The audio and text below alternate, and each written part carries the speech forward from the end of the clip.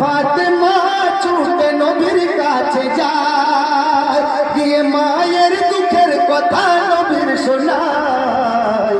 শোনো আপা জান কাঁদে আম্মি জান বন্ধ ঘরে বসিয়া নিরালায়।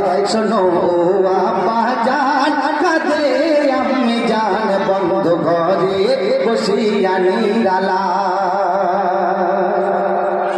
তো মা ফাতেমা যখন দৌড়ে দৌড়ে আল্লাহ রসুলের কাছে গিয়ে এই সংবাদ দিলেন, তখন আল্লাহ রসুল তো জাহানের বাদশা, তিনি কি করলেন কবি ছন্দের মাধ্যমে লিখছে শুনুন। রসুল ঘরে যায় আর দরজায় টোকা দেয়, দরজা জানালা বন্ধ কান্না শোনা যায়।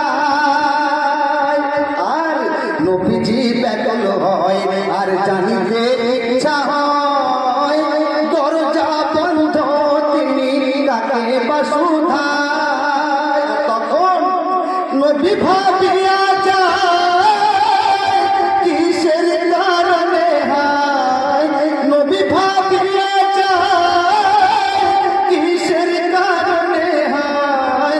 বিবি খাদিজা কাঁদে পড়িয়া সিজদায়, বিবি খাদিজা কাঁদে পড়িয়া সিজদায়। আর আল্লাহ রাসূল বলছে, বলে দরজা খোলো বিবি জান তোমার মনের আরমান, বলে দরজা খোলো বিবি জান তোমার মনের আরমান, জলদি করে তুমি বলো না